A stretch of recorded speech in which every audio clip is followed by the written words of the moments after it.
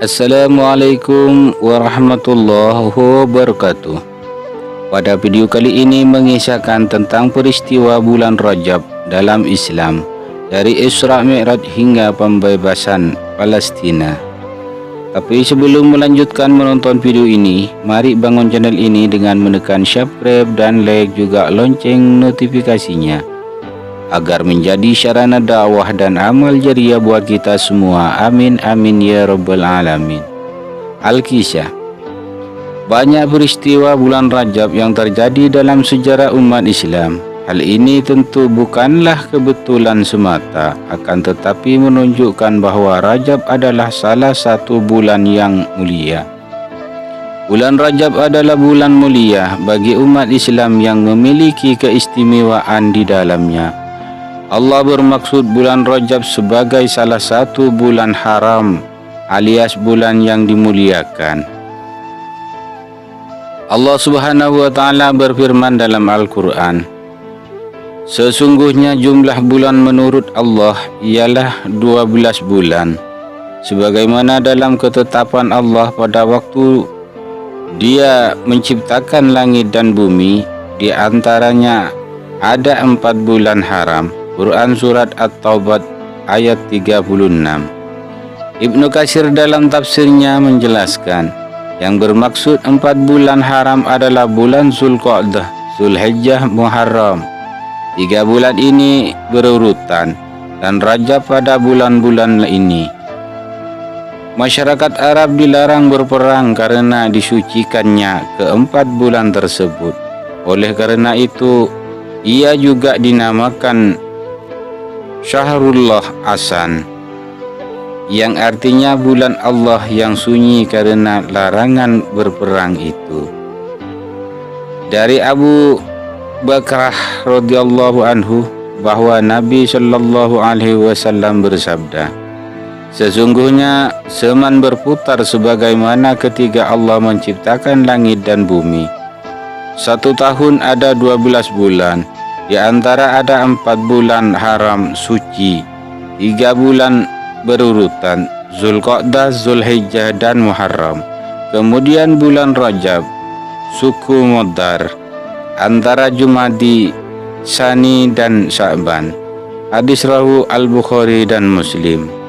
Pada bulan-bulan tersebut umat Islam dilarang mengadakan peperangan, terkecuali musuh yang memulai.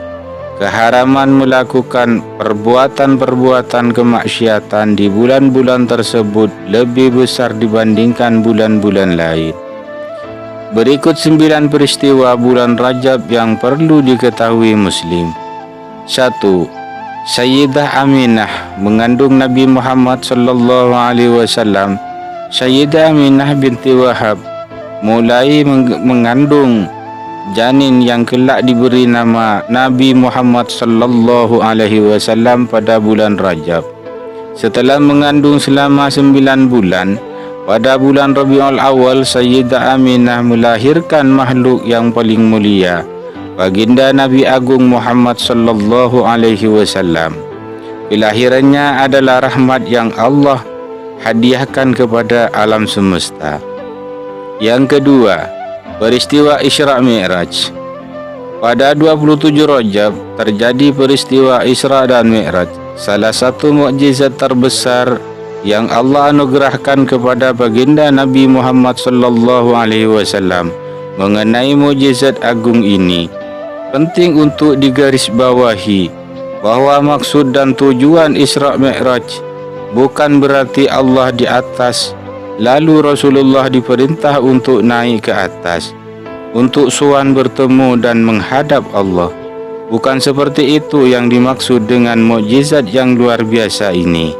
Para ulama Ahlussunnah wal Jamaah menegaskan bahwa Allah Maha Suci dari tempat dan arah. Dia ada, namun keberadaannya tidak membutuhkan pada tempat dan arah. Dia ada tanpa tempat dan arah, dan setelah menciptakan keduanya, Dia tidak berubah, tetap ada tanpa tempat dan arah. Maksud dan tujuan Isra dan Mi'raj adalah memuliakan Rasulullah memperlihatkan kepadanya beberapa keajaiban dan tanda kekuasaan Allah dan menerima perintah solat di tempat yang sangat mulia dan tidak pernah satu kali pun dilakukan maksiat di dalamnya. Yang ketiga, pada hari ke-10 bulan Rajab tahun 9 Hijriah terjadi Perang Tabuk. Perang Tabuk merupakan sambungan dari perang sebelumnya, yaitu Perang Mu'tah. Perang Tabuk dipicu rencana invasi Bizantium, Romawi, dan sekutu Ghassaniyah terhadap negeri Hijaz, yakni sebelah barat laut Arab Saudi dengan kota utama Damaskus. Perang Tabuk sekaligus perang terakhir yang dipimpin langsung Rasulullah Shallallahu Alaihi Wasallam. Tidak jadi terjadi pertempuran perang lantaran pihak lawan yang undur diri dan menarik pasukan mereka. Tapi perang ini digolongkan perang yang paling sulit, Zatul Usrah, yang disebabkan untuk sampai di Tabuk harus menempuh jalur yang rumit dan terjal. Tabuk berada sekitar 800 km dari Madinah. Yang keempat, pembebasan Baitul Maqdis di Palestina. Pada tanggal 27 Rajab 583 Hijriah, Sultan Salahuddin Al-Ayyubi berhasil membebaskan Baitul Maqdis. Palestina ketika ingin membebaskan Palestina, Sultan Salahuddin Al-Ayyubi tidak langsung menyiapkan tentara dan peralatan perang. Salahuddin mempersatukan umat Islam dalam satu ikatan akidah yang benar, yaitu akidah Ahlus Sunnah wal Jamaah. Kesatuan akidah akan melahirkan kesatuan hati antar umat Islam adalah kekuatan dahsyat yang tidak terkalahkan.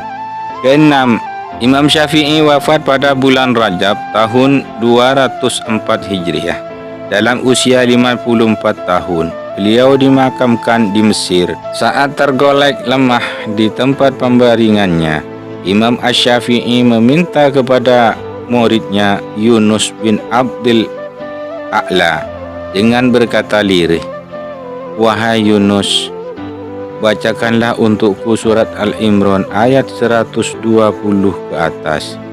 Perlahan saja, tidak perlu cepat-cepat." Yunus pun melakukan permintaan gurunya. Selepas menderas Al-Quran sesuai permohonan sang imam, mulai beranjak akan berpamitan, sang guru yang berbudi luhur itu berkata kepada Yunus, "Jangan lupakan aku, sebab aku tengah menghadapi ajal." Imam Asy-Syafi'i, sang imam mazhab, penolong sunnah, penopang hadis, menghembuskan napasnya yang terakhir pada malam Jumat di akhir bulan Rajab tahun 204 Hijriah 819 Masehi dalam usia 52 tahun. Jasad beliau dikebumikan di wilayah Fastad di Mesir. Yang ketujuh, Khalifah Umar bin Abdul Aziz wafat pada bulan Rajab tahun 101 Hijriah. Khalifah Umar bin Abdul Aziz meninggal dalam usia 39 tahun. Yang kedelapan, lahirnya Nahdlatul Ulama.